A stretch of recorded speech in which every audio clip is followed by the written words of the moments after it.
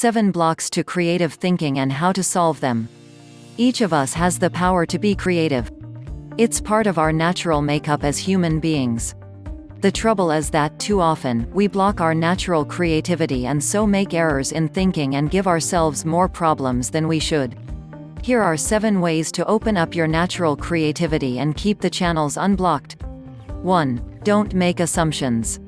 When we assume, we often make an ass out of you and me. Assumptions are examples of lazy thinking. We simply don't wait to get all the information we need to come to the right conclusions.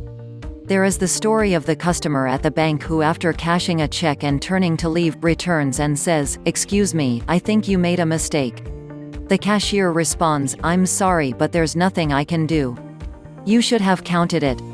Once you walk away, we are no longer responsible. Whereupon the customer replies, "Well, okay. Thanks for the extra $20. Tip: when you feel yourself wanting to draw conclusions, just wait until you have all the information. 2. See things from other points of view.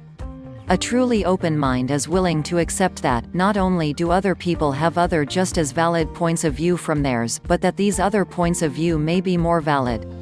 A story is told that the modernist painter Pablo Picasso was once traveling on a train across Spain when he got into conversation with a rich businessman who was dismissive of modern art. As evidence that modern art didn't properly represent reality, he took out a photo of his wife from his wallet and said, "This is how my wife should look, not in some silly stylized representation." Picasso took the photo, studied it for a few moments and asked, "This is your wife?" The businessman proudly nodded. "She's very small," observed Picasso wryly. Tip: don't have a monopoly on how things are. Things aren't always what they seem. Be ready to consider other points of view. 3. Avoid yo-yo thinking. Some people tend to have a tendency to swing from a highly positive mood one minute to a highly negative one the next, all because of what they see in front of them. It's like a yo-yo, up one minute, down the next. It's far more healthy to stay neutral and not let emotions get the better of you.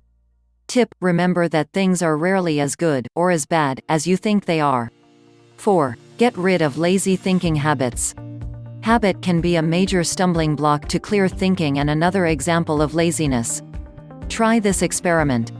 Write down the Scottish surnames MacDonald, McPherson, and McDougall and ask someone to pronounce them. Now follow these with the word machinery and see what happens. Most people are likely to mispronounce it. This is because we tend to think in habitual ways and don't like what doesn't fit. Tip: don't think that just because things happened in a certain way once before, that they will happen like that again. 5. Don't think like an old person, think like a child. Research shows that the number of synapses, or connections, in the brain is greater in a child of 2 than in an average adult. The reason for this is that, while a child of 2 has no limiting worldview, as adults we do. It's like a sculptor who starts off with a large block of clay, more than he needs, and then gradually removes the clay as he molds his sculpture. If we use our brain like a child, accepting everything without judgment, we can actually halt and reverse the brain aging process. Tip: don't worry about the myth of age.